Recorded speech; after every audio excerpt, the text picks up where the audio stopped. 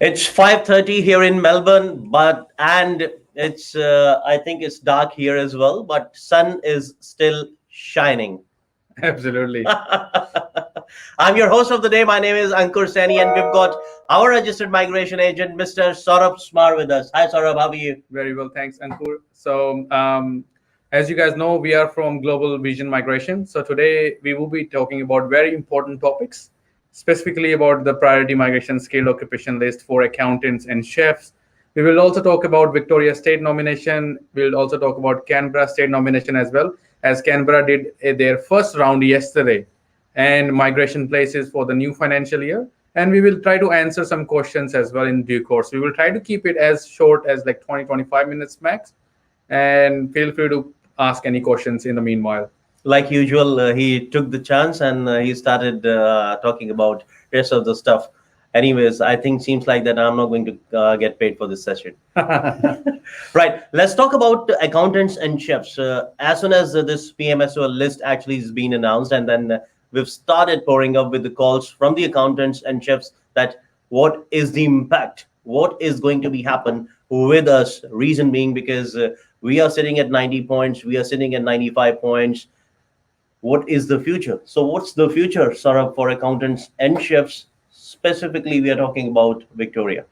Okay, when it comes to accountants and chefs, there was a big update by the department last week that they have put accountants and chefs and other engineers occupation for the priority migration skilled occupation list. So what does it mean for those people is that those occupations, and if they apply for an employer sponsored visa such as subclass 482, 186, their application will be prioritized. That's how the department has a process. Like they will prioritize this application and then that and the others. So if someone is working in this priority migration skill occupation list, so their applications will be prioritized as compared to the others.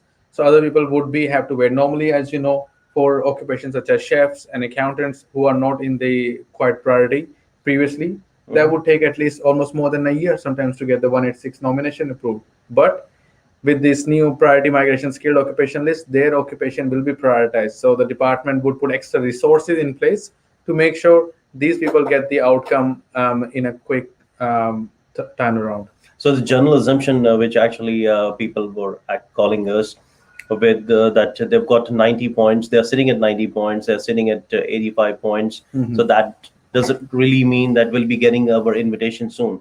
It's not like this, right? Exactly. So it's got nothing to do with subclass 189, any general skill migration. However, some states might take that into consideration that, you know what, the priority list, maybe our employers in our states would need these kind of people. So they might put these occupations in their state occupation list, but there is no 100% guarantee that that's going to happen. But as you know, Queensland did that like in the last financial year.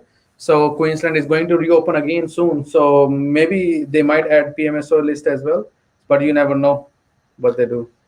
Well, that is actually sometimes you feel that a good news is coming, but on the other end, they're actually joining that sort of, I would have to say, is a sort of caveat that whosoever is not having the employer who's happy to sponsor them, they cannot utilize their occupation, which is in PMSO list, like they cannot reap the harvest.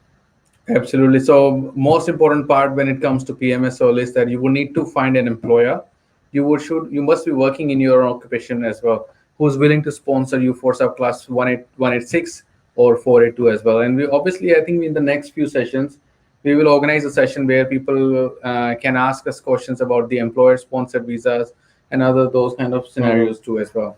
I think like we should be doing the occupation centric sessions. Reason being because as we know that as soon as this PMSO list announced with 22 like added occupations, we've started getting calls that what is going to be happen. So I think we need to actually provide the right information to the viewers so they can create a sort of pathway with regards to their permanent residency. Here, I would like to say one more thing, that always try and speak to a registered migration agent, because I would say that they are the doctor of the field. And if you are a patient of that particular scenario, you need a doctor.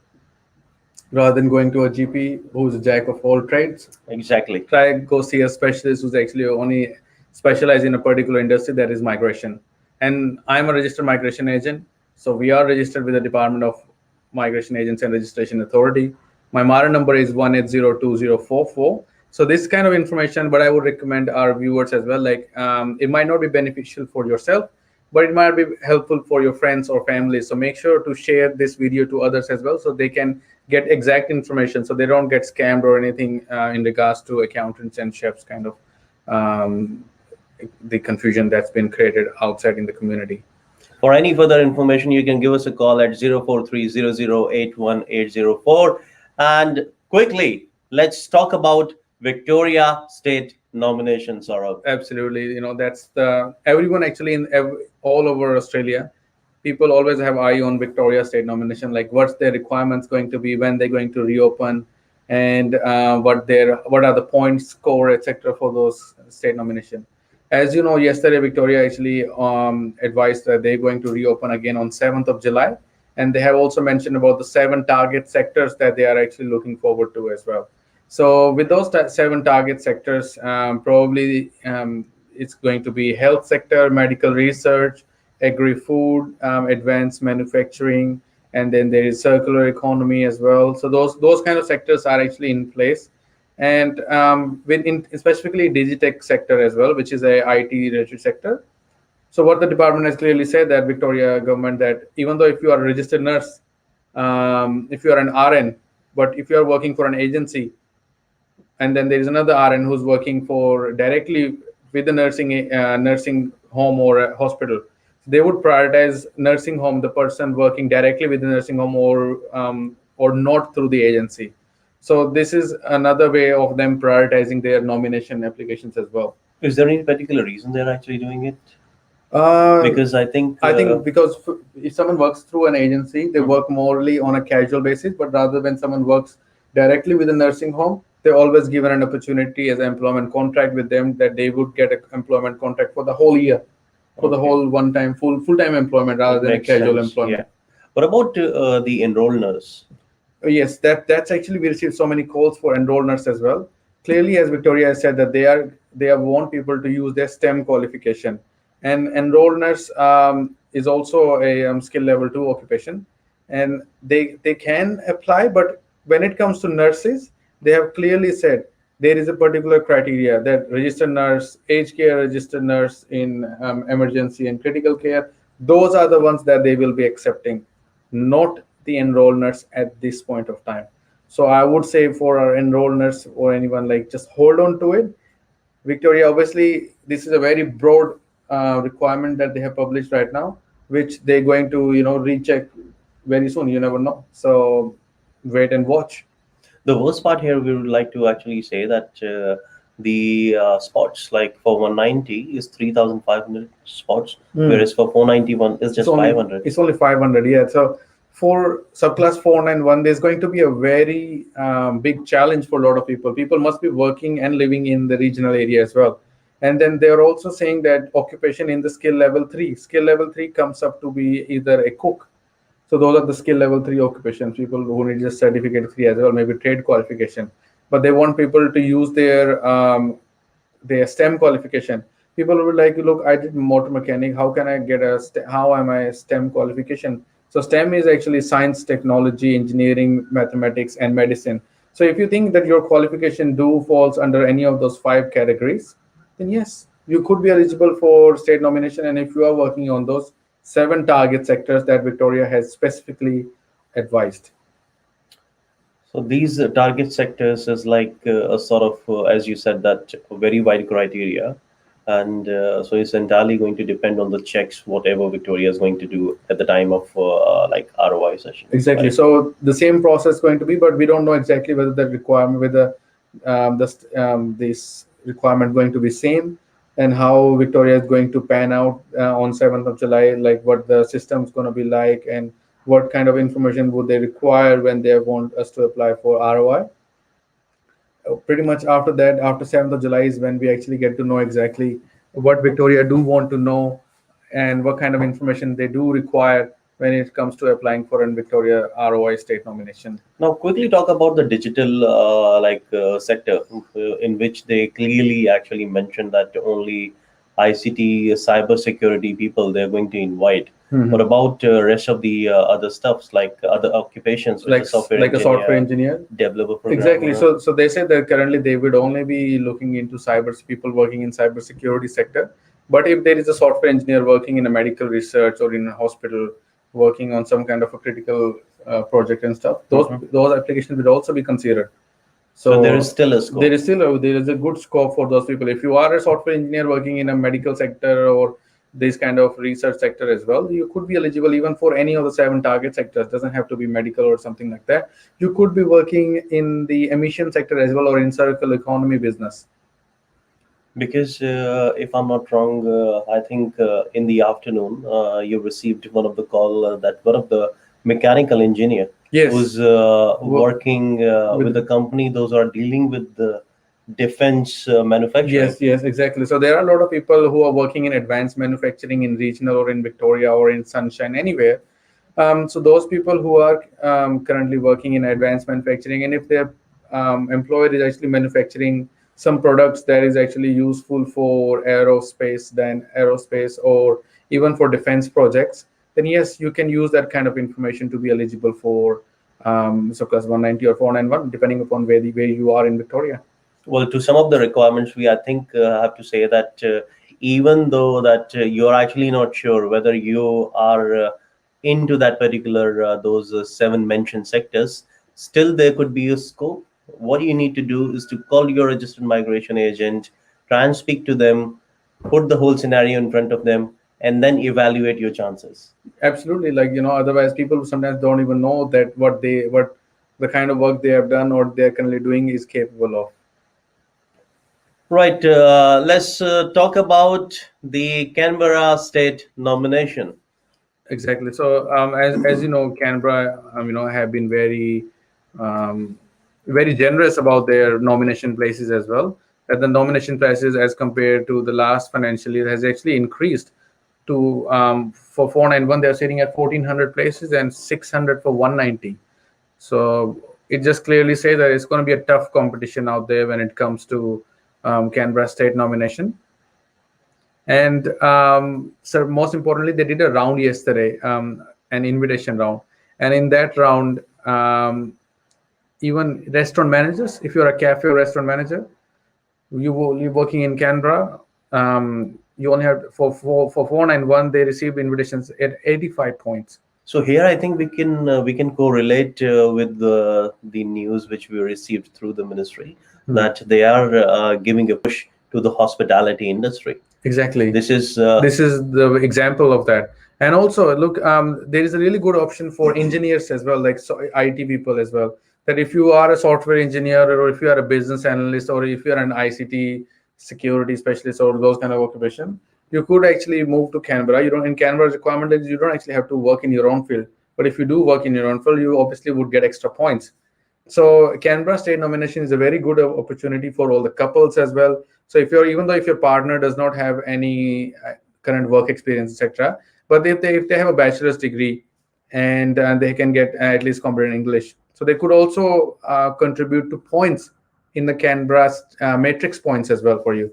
So that is very important. Sometimes in Canberra, if a person can have a skill assessment, say for example, if someone is a civil engineer and they have 8 each, and then they don't have to work in their own field and quantity surveyor. and a quantity surveyor. So if you are there in Canberra or if you are in Melbourne and you're looking to relocate because there are less option, you could not find an employment in Victoria itself, moving to Canberra could be a good option. Maybe next time, sometime we will organize a live session. We will only discuss about Canberra because Canberra is a really good state. And I actually really promote Canberra as well, the way they actually publish their details, their invitation results and everything. So Canberra would exactly tell you how many people have been invited at how many points.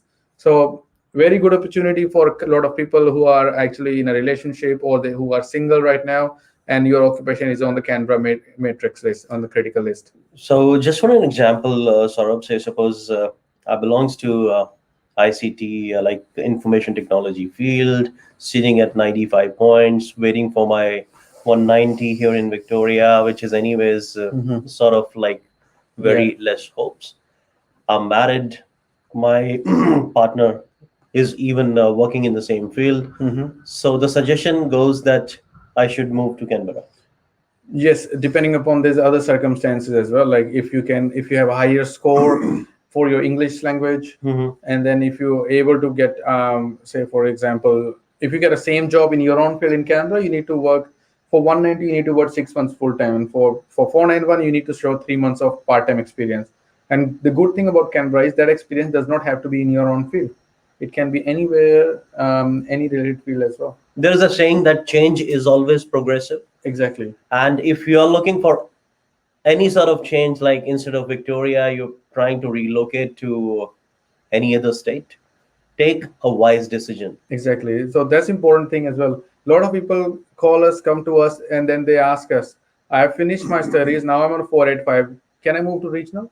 Moving to regional is not going to take you anywhere. Okay. If you would have wanted to move to regional, you should have studied from there, lived there, and then you should have claimed extra 5 points. But now is the time when you're on a 485. You could either move to Canberra or a different state based on which requirements you fit in. That's very important. So people don't understand, why people always tell them that, take these decisions very carefully when you're about to apply for 485. Sometimes you don't even have to apply for 485. You might be eligible for a different visa. Don't jump the gun and then put your 485 application, and then later on turn out to be that you might not be available. You just wasted your 485. Exactly. And then you go back on a student visa. So that's like the whole cycle goes up again and again, and those people would drain out all their energy after a few years, and then they would end up just going back. Yeah, I've seen people crying in front of Saurabh or any of the registered migration agent, I must have to say, because their hard work, their stories, 10 years struggle, 8 years struggle, back and forth, and ended up having no hope. I would say that speak to a migration agent. Good migration agent can get you a good pathway, can frame a pathway. If you follow that permanent residency, these two beautiful letters is surely going to be within your reach. Exactly. So we're not trying to boast you our service and something. We're just saying that, if you need any professional advice, go talk to a professional. You don't actually have to come meet us or something. Talk to any migration agent, as long as don't try to put yourself in a jeopardy, etc. Just take professional advice. Exactly. And the migration, we've got a whole fraternity, like the whole industry is there, the whole fraternity is there, and they know that they are the doctors of this particular field, and they are surely going to guide you towards the permanent residency. Perfect. And moving forward, so Canberra, as I said, is a very good option for a lot of people. People get invitation at even 50-55 points as well, and I'm talking about Canberra matrix points, not the skill select points. Canberra don't really care about how many skill select points you have, as long as you do meet the minimum criteria. Obviously, even when you do want to get higher matrix points, like get 8 each and stuff, so you would be able to get higher skill select points as well subsequently. So moving forward, we will talk about migration places. Okay, so migration places for the new financial year. As you can see, the employer-sponsored visa is sitting at around 22,000 places. Yeah, which is actually a really good number as compared to the last year as well. As you can see, that PMSOL is there are 41 occupation total. So 42. 44. 41 or 42? 44. 44. Okay, so those many places are actually available at this point of time as well. I'll just quickly get that up and running. So when it comes to okay, so as you can see, New South Wales received around 4,000 places for subclass 190 and 3,640 for 491, so around 7,640 places, whereas Victoria only received 4,000. That is actually kind of a sad news, and it's quite embarrassing on Victoria's behalf, actually, with Victoria and New South Wales being the two big players in the economy, and then Victoria only receiving less than half of what what New South Wales has received. Yeah, well, we just cannot comment on this stage, but what we can say that for the rest of the occupations, like the viewers, if they are actually getting themselves fit in New South Wales criteria, that's actually good for them too. Exactly. And then, as everyone know that the skilled independent 189, the places are only available 6,500. So six, which is even less than the global talent, which is sitting at around 15,000. And if someone is a distinguished talent, like applying under a extra exceptional skills, having a sports player, musician, or anyone like that, only 200 places available. That is actually really less for the whole financial year. If you do compare this with different countries like Canada, it is not even like almost half or even one third of those countries. So technically, like this financial year, they are going to give the invitation under 190 is for approximately how many what's the total of 190 or 491 spots? So total for state nomination, state territory 190, they're sitting around 11,200, and allow 11,200 for also for 491 visa as well. But look, they have actually increased their numbers. Now the state have total receive around 14,400 for 190 and 12,430 for 491. So my advice to people is don't run after 189. You could also be eligible for 190 as well. 190 is a good option. Some states, as I said, Victoria, they don't really care about the highest points and stuff, but obviously you would need to meet the requirement of the state as well. That's important. And some states like higher points, like New South Wales, even if you are a registered nurse in New South Wales at 80 points and there's another nurse at 80 points, but you don't have a higher English score, then there might be a chance that you might not get the invitation. Whereas what's his name is NSW, they actually prioritize occupations based on their highest English score, employment, and other stuff as well, even though that's not their requirement, but that's how they prioritize.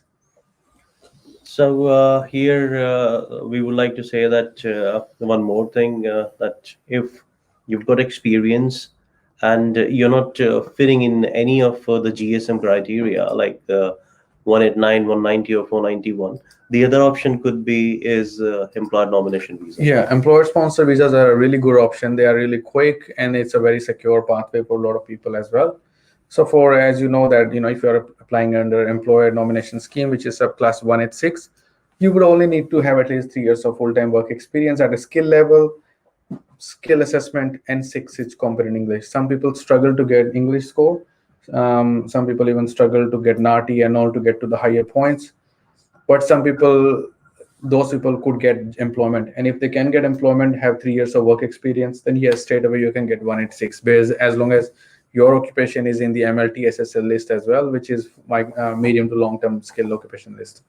And for the viewers, those are actually having the work experience and scattered work experience, like full-time, part-time, casual, and something like this. Exactly. I would say that speak to a registered migration agent, evaluate your chances, and then you can go for 482 or 186 or 494. Exactly. Well. So there's a plenty of options available. I would say talk to your nearest migration agent, and they probably be the person to answer your question.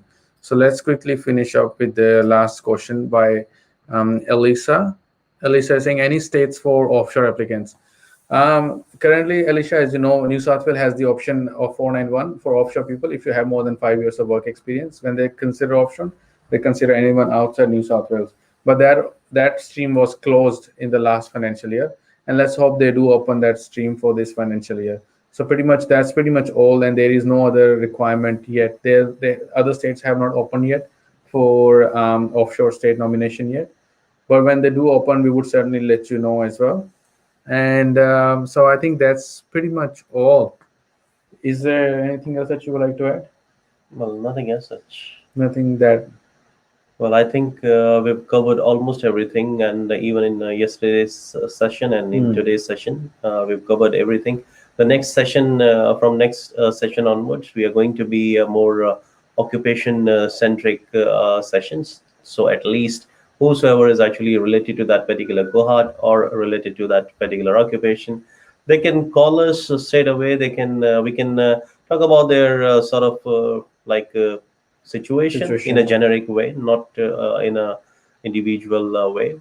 Because for that, I would say that Call to registered migration agent. You can call Sarab at 0430081804, and then yes, we can give you the advice. Absolutely. And I just want to let every viewers know as well that any advice provided in this platform currently is only for education purpose only. So if you do have any kind of personal information that you would like to know about your individual criteria, make sure you do contact a professional, seek professional advice. And so that's all. Well, happy to see you all. And don't forget to share our video with your friends and families so that they can actually benefit from in the new financial year from the new state nomination requirements. And it's Friday, so don't drink too much. All right. Thanks, guys. Thank you. Take care. Bye. Bye.